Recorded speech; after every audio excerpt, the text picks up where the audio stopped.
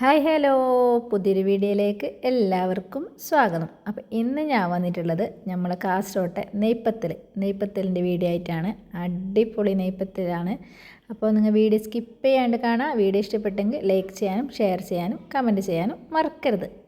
അപ്പോൾ നമുക്ക് നേരെ വീഡിയോയിലേക്ക് പോകാം. അതിന് വേണ്ടിയിട്ടില്ലേ, ഞാൻ ഒരു 1/2 കിലോ പച്ചരി, 2 ഗ്ലാസ് പച്ചരിയാണ് അതിന് വേണ്ടിയിട്ട് എടുത്തിട്ടുള്ളത്. പച്ചരി ഒരു അരമണിക്കൂർ ഞാൻ കുതിർത്തി വെച്ചിട്ടാ. പെട്ടെന്ന് ഗസ്റ്റ് വരുമ്പോൾ ഉണ്ടാക്കാൻ പറ്റുന്ന ഒരു നെയ്പ്പത്തലിൻ്റെ റെസിപ്പി ആയിട്ടാണ് ഞാൻ വന്നിട്ടുള്ളത്. അപ്പോൾ അരമണിക്കൂർ കുതിർത്തി വെച്ചിട്ട് അതിലേക്ക് തേങ്ങ, നീരുള്ളി, ജീരകം ഇത് ഇട്ടിട്ട് ഞാൻ നല്ല ഫൈനായിട്ട് മിക്സിയിൽ അരച്ചെടുക്കുന്നതാണ്. ഒന്നും കൂടി പറയാം, നീരുള്ളി, തേങ്ങ, പച്ചരി, ജീരകം ഇതിട്ടിട്ട് ഫൈനായിട്ട് മിക്സിയിൽ അരച്ചെടുക്കുക. ഇത് ഈ പരുവത്തിലുണ്ടാവും കേട്ടോ. അടിപൊളി നെയ്പ്പത്തിലാണ്. അപ്പോൾ നിങ്ങൾക്ക് പെട്ടെന്ന് ഗസ്റ്റ് എല്ലാം വരുന്നുണ്ടെങ്കിൽ എന്ത് ഉണ്ടാക്കണം എന്നൊരു ടെൻഷൻ വേണ്ട, ഇതുപോലെ ഉണ്ടാക്കി നോക്കാം.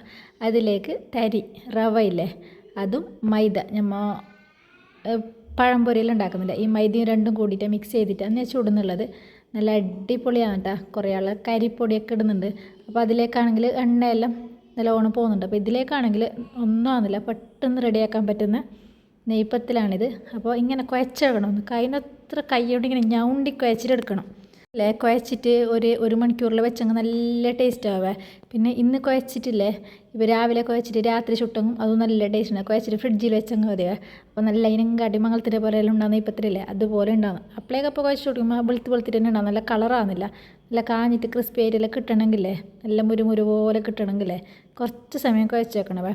ഇത് ഞാൻ കുഴച്ചിട്ടൊന്നും വെച്ചിട്ട് കുഴച്ചിന് അതേ സമയം കൊണ്ട് തന്നെ ചട്ടി വെച്ചിട്ട് ചുട്ടെടുക്കുന്നതാണ്. കണ്ട പൊങ്ങി വരുന്ന കണ്ട, എണ്ണയിലിടുമ്പോൾ തന്നെ ഇത് പൊങ്ങി വരുന്നത്. അത്ര അടിപൊളി നെയ്പ്പത്തിലാണ്. അപ്പോൾ നിങ്ങൾ വീഡിയോ സ്കിപ്പ് ചെയ്യാണ്ട് കാണാം. വീഡിയോ ഇഷ്ടപ്പെട്ടെങ്കിൽ ലൈക്ക് ചെയ്യാനും ഷെയർ ചെയ്യാനും കമൻറ്റ് ചെയ്യാനും മറക്കരുത്. അപ്പോൾ കൂടെ തന്നെ സബ്സ്ക്രൈബ് ചെയ്തിട്ട് ബെല്ലൈക്കണം കൂടി ഒന്ന് എനേബിൾ ചെയ്തെങ്കിൽ ഞാനിടുന്ന വീഡിയോസിൻ്റെ നോട്ടിഫിക്കേഷനിൽ നിങ്ങൾക്ക് സ്പോട്ടിൽ തന്നെ കിട്ടും. കണ്ടില്ലേ, നെയ്പ്പത്തിലെ ഇടുമ്പോൾ തന്നെ മറിഞ്ഞിട്ട് വരുന്നുണ്ട്, പൊങ്ങിയിട്ട് മറിഞ്ഞ് വരുന്നുണ്ട്. പിന്നെ 1-2 ജീരകം ഉണ്ടായതുകൊണ്ട് സാധാരണ ചെറിയ ജീരകമില്ല, അതാണ് അതിലേക്ക് ഇടുന്നുള്ളത്. അത് ഇടുന്നതുകൊണ്ട് ചെറുങ്ങനെ പൊന്താതെ വന്നിട്ടുണ്ട്. പക്ഷേ മാക്സിമം എല്ലാം പൊന്തിയിട്ടുണ്ടവേ. നല്ല അടിപൊളി ടേസ്റ്റുള്ള അപ്പമാണ്. ആ നീരുള്ളിയും ജീരകത്തിൻ്റെ മണമല്ലേ, നല്ലൊരു സ്മെല്ലാണ് അതിന് വരുന്നുള്ളത്. അപ്പോൾ നിങ്ങൾ എല്ലാവരും ഉണ്ടാക്കാത്ത ആളുണ്ടെങ്കിലേ ഇങ്ങനെ മൈദയും തരിയിട്ടിട്ട് ഒന്ന് കുഴച്ച് നോക്കാവേ.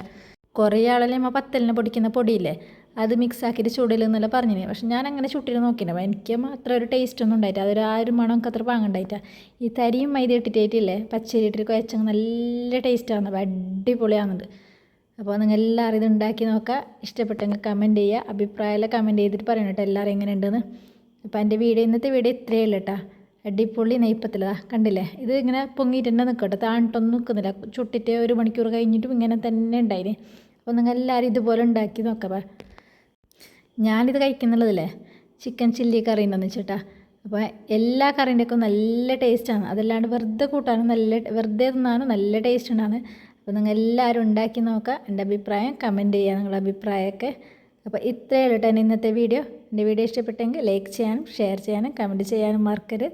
പുതിയ വീഡിയോ ആയിട്ട് വരുന്നവരേക്കും ബൈ ബൈ.